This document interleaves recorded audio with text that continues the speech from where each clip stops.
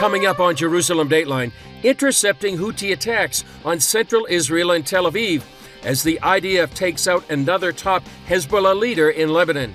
Plus, waging the war of public opinion. Israeli leaders counter charges of genocide. And Benjamin Netanyahu speaks at the UN. Samaritan's Purse donating armored ambulances to frontline rescue workers. All this and more coming up on this edition of Jerusalem Dateline.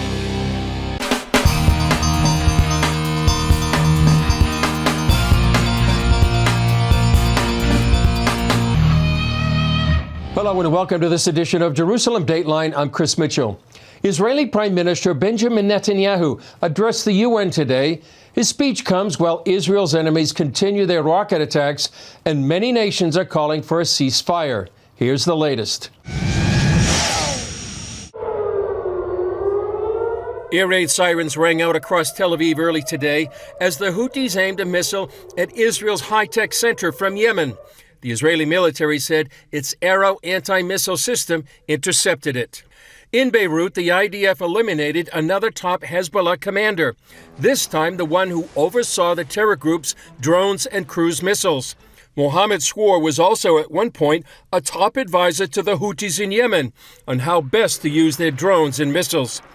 That attack came as the White House is upset that Israel is rejecting an international call for a ceasefire, especially after the Americans say they believe top Israelis had already given tacit approval to that very public appeal. We wouldn't have issued it when and how we did if it wasn't supported by the conversations that we are having with top Israeli officials yesterday, and those conversations continue today. An Israeli government spokesman clarified Prime Minister Benjamin Netanyahu's position.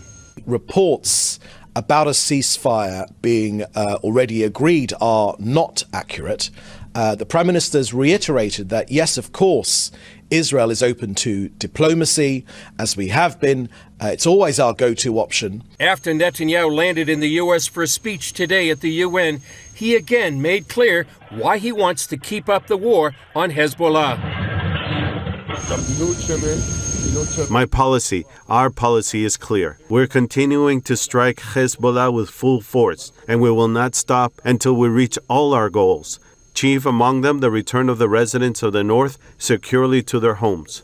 In his UN speech, Netanyahu is expected to argue that Israel's offensive attacks on Hezbollah and Hamas are a justified defense against those terror groups' war to wipe out Jews and the Jewish state. Netanyahu's address comes after Palestinian Authority leader Mahmoud Abbas made his case to the UN Thursday. Although he talked about establishing a Palestinian state alongside Israel, he also hinted at kicking the Jews out of what he called Palestine. It will remain ours, and if anyone were to leave, it would be the occupying usurpers. Abbas also claimed the Temple Mount in Jerusalem, the holiest site in Judaism, is, quote, exclusive property of Muslims. On Thursday night, nearly 50,000 Jews gathered next to the Temple Mount to pray for the swift return of the hostages, the safety of the soldiers, and for the security and unity of the people of Israel. Despite all its efforts to spare civilian lives, Israel has been charged with committing genocide so many times during the Gaza war, it's become almost commonplace. Now, Lebanon's prime minister is labeling Israel's attacks in Lebanon a genocide in every sense of the word. Paul Strand looks at whether that could be true. The actual words coming from Israeli leaders aren't at all about committing genocide. They're about saving Lebanese lives. I have a message for the people of Lebanon. Israel's war is not with you. It's with Hezbollah. For too long, Hezbollah has been using you as human shields. It placed rockets in your living rooms and missiles in your garage. Those rockets and missiles are aimed directly at our cities, directly at our citizens. To defend our people against Hezbollah strikes, we must take out those weapons. Now, starting this morning, the IDF has warned you to get out of harm's way. I urge you, take this warning seriously. The Hezbollah terrorist organization has been continuously launching attacks on Israeli civilians and has no plans to stop. This is southern Lebanon. There are dozens of Lebanese villages situated along approximately 80 kilometers of the border with Israel. For over 20 years, Hezbollah has deployed its arms inside homes and militarized civilian infrastructure. As a result, the Hezbollah terrorist organization has turned southern Lebanon into a battlefield. Want proof? Watch after this IDF hit all the Hezbollah rockets and ammo blowing up as secondary explosions right in the middle of these civilian apartment buildings in Lebanon. We ask residents of Lebanese villages to pay attention to the message and warning published by the IDF and heed them. This is an advance warning for your own safety and the safety of your family. Israeli President Isaac Herzog went on Britain's Sky News recently to blast the Brits for cutting weapons shipments to Israel because of its supposed genocide in Gaza. He argued the fighting Israel is doing is not to commit genocide against anyone, but to preserve all Western civilization. I believe our friends should understand that we are fighting the war, their war too, in the long term. You have to understand that there is an empire of evil which really thinks and believes as part of an ideology in the jihadist ideology, in conquering the Middle East and moving on into Europe and the rest of the world. They call you Satans. They want to plant bomb in your cities all over the world. Hezbollah has terror cells situated in countries all over the world. Paul Strand, CBN News, Jerusalem. In recent weeks, Benjamin Netanyahu has been clear regarding Israel's goals in southern Lebanon. Eliminate Hezbollah and its weapons and ensure the 60,000 displaced Israelis can return to their homes in the north. He arrived in New York this week to make Israel's case before the world at the UN. Here's an excerpt. In the last year, completely unprovoked, a day after Hamas massacre on October 7th, Hezbollah began attacks against Israel, which forced more than 60,000 Israelis on our northern border to leave their homes, becoming refugees in their own land. Hezbollah turned vibrant towns in the north of Israel into ghost towns. So I want you to think about this in equivalent American terms. Just imagine if terrorists turned El Paso and San Diego into ghost towns. Then ask yourself, how long would the American government tolerate that? A day? A week? A month? I doubt they tolerate it even for a single day. Yet Israel has been tolerating this intolerable situation for nearly a year. Well, I've come here today to say, enough is enough.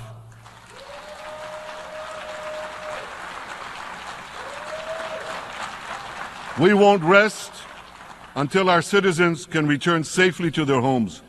We will not accept a terror army perched on our northern border, able to perpetrate another October 7th style massacre. For 18 years, Hezbollah brazenly refused to implement UN Security Council Resolution 1701, which requires it to move its forces away from our borders. Instead, Hezbollah moved right up to our border. They secretly dug terror tunnels to infiltrate our communities and indiscriminately fired thousands of rockets into our towns and villages. They fire these rockets and missiles not from military sites, not from that. They do that too. But they fire those rockets and missiles after they place them in schools, in hospitals, in apartment buildings, and in the private homes of the citizens of Lebanon. They endanger their own people.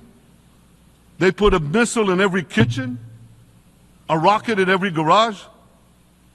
I said to the people of Lebanon this week, get out of the death trap that Hezbollah has put you in. Don't let Nasrallah drag Lebanon into the abyss. We're not at war with you. We're at war with Hezbollah, which has hijacked your country and threatens to destroy ours. Coming up, political analysis on the mounting pressure for a ceasefire as Israel makes progress fighting Hezbollah.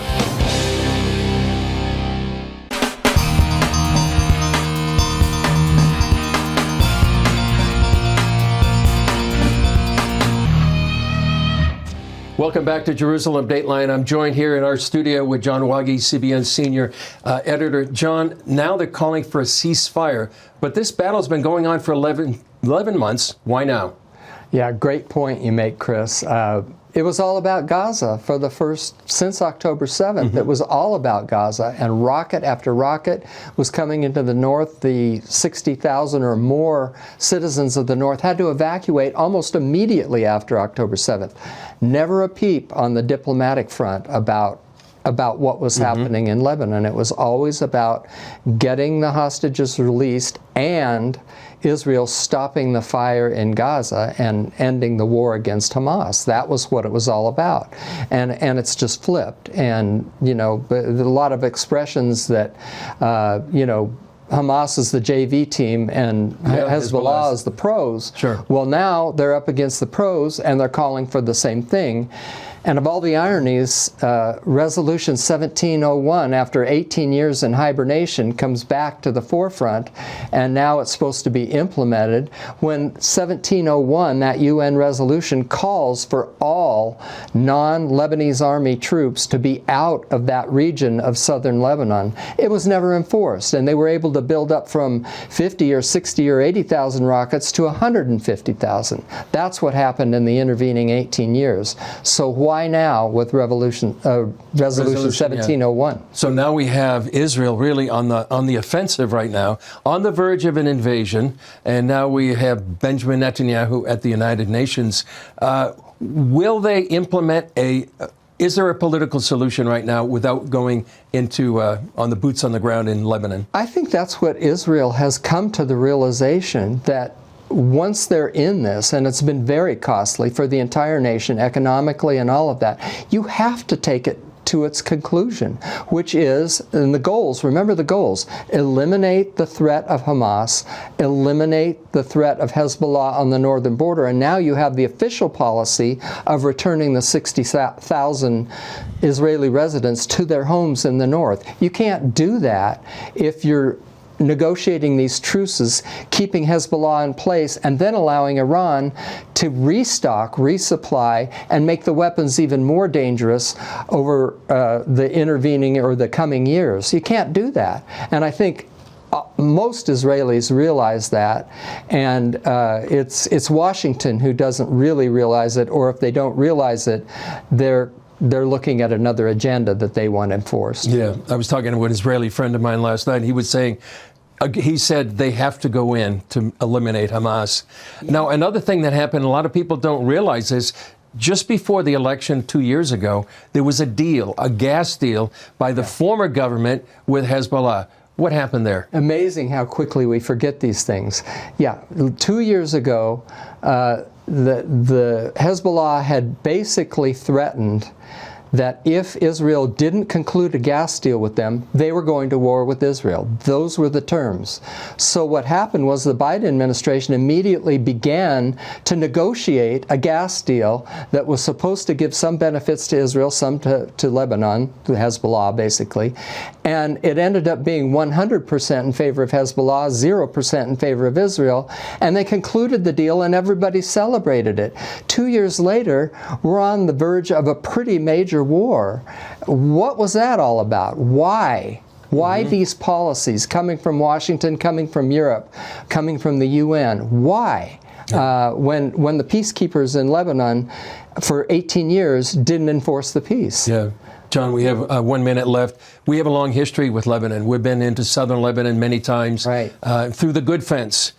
Talk about how special this land is, not only to many people like you and me, but to the Lord himself. Right. The scripture says Lebanon will become a fruitful field, and that's what we all want to see. I know our hearts were heavy when we came out in 1999 and prayed at the Good Fence for better times, and we haven't reached those better times yet, but Lebanon has a bright future, and the Lord has big plans for all of this region, especially Israel, but all the surrounding nations, and that's what we need to be praying for now. And I don't think that these agreements that are being thrown up, frankly, to correspond with certain election goals at the end of this year are going to be helpful. Yeah, great point, John, and great motivation to be praying for Lebanon. Amen. Thank you.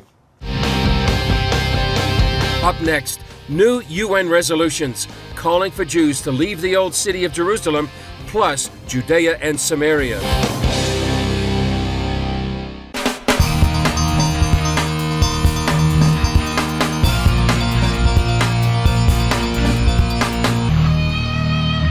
Imagine a world in which Jewish people are not allowed in Jerusalem's old city or in biblical Judea or Samaria.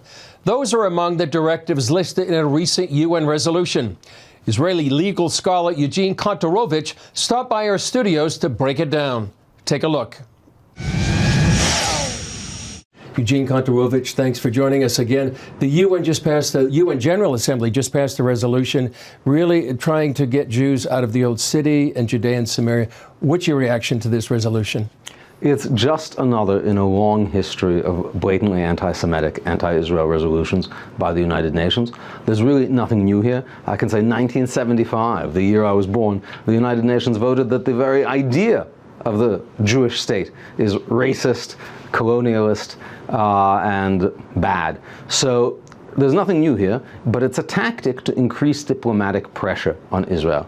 And the idea is that in a year, when Jews are still living in Judea and Samaria, Israel has no intention of removing them, it creates another window to beat up on Israel, and they're hoping there's going to be an administration in the White House that's ready to take stronger measures and to use this non-binding, legally irrelevant resolution as a cover, as an excuse. And I gotta say, you know, the United Nations is supposed to stand for human rights, decency.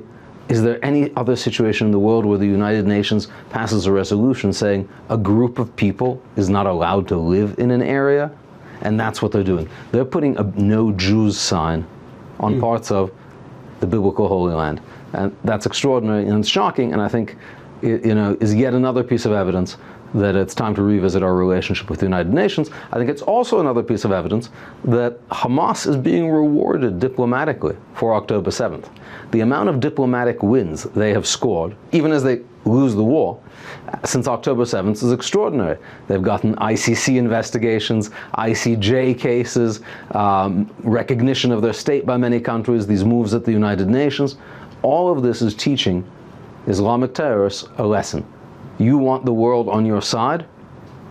Kill Jews. Is it unique that there was actually a time limit? They're saying in 12 months, or is that just a window to? It's a bit of it's like a gimmick, right? It's designed to so that like at the end of that they can say, look, time's up. Nothing actually happens, right? It's a non-binding resolution, but it's designed to create an atmosphere of pressure. Right. Eugene Kontorovich, thanks for joining us. Thank you so much. Great to be here. Still ahead, committed to standing with Israel, Samaritan's Purse donating armored vehicles to Israel's emergency rescue workers.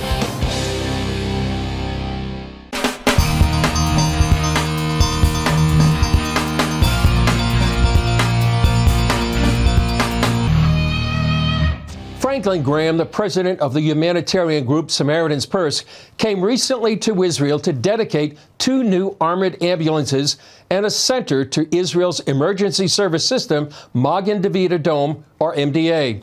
Speaking at Av Shalom near the Gaza border, he said he believes it will help restore what Hamas destroyed on October 7th. Almost 1 year after the Hamas terror attacks on October 7th, Graham told CBN News the ambulances will save lives. I saw some of the ones after October 7th that were destroyed, shot up with the blood-stained seats. And they weren't armored. These are armored, and hopefully it will save the life next time there's something like this happens. So very important that we're very close to Gaza here, just a couple of kilometers. This whole area was overrun by the terrorists, so maybe this will help save life. On October 7th, Hamas targeted ambulances so they could not save lives.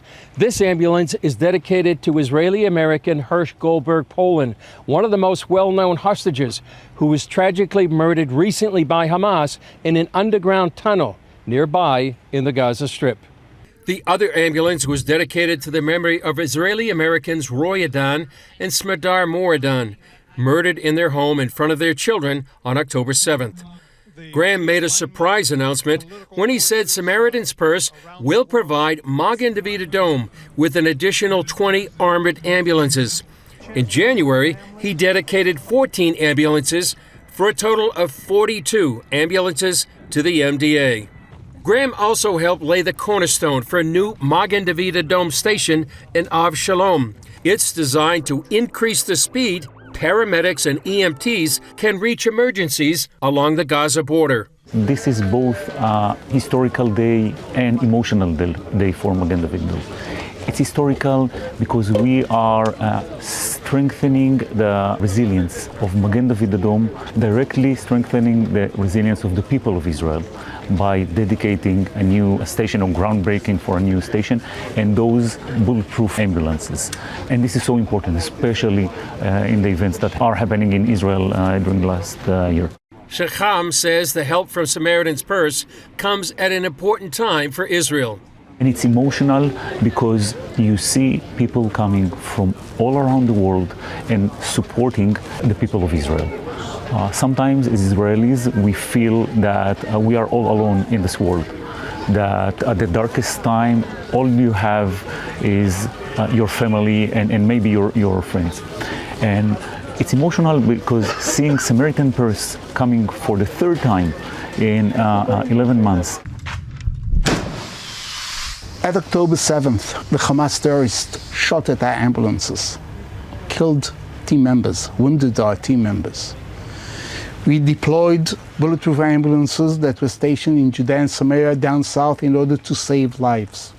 And these ambulances, a new, brand new bulletproof ambulance, is here to secure the life of Israelis and give resilience, hope, and give us the tool and the mean to better protect the people who live here or anywhere else in the country. MDA International spokesman Yonatan Yagodowski says the support of Christians for such a time as this is invaluable. Sure that I can actually describe it in words. It's in our heart and in their heart. The care of Israel, the care for the well-being of the Israelis, giving us, Magen David Adom, the ability to reach out a helping hand to anyone in need, in any place in Israel, is phenomenal. We know that there are people who care about Israel, deeply, deeply care and love Israel, and care about the people of Israel. It's people to people, it's heart to heart. Graham came with a message to the Israeli people. The world in which we're living is very, very dangerous. I believe it's going to get worse, not better. But our hope is in God. The psalmist said, some put their faith in chariots and horses, but the writer said, I put my faith in the Word of God. And that's where we need to put our faith and trust it. He says it's a critical time to stand with the Jewish people. These are God's people. Of all the nations of the earth, God chose the Jewish people. Why? We'll ask him when we get to heaven one day, but this is his people. And I think it's so important that we stand with them and love them and care for them. And this is a small thing that we can do. What a wonderful ministry and such a wonderful gift. Well, that's all for this edition of Jerusalem Dateline. Thanks for joining us. Remember, you can follow us on social media and CBN apps. And be sure to sign up for our email blasts so you can get information on breaking news. And please continue to pray for the peace of Jerusalem, for the safety of IDF soldiers and all those caught in harm's way, and for the return of all the hostages. I'm Chris Mitchell. We'll see you next time on Jerusalem Dateline.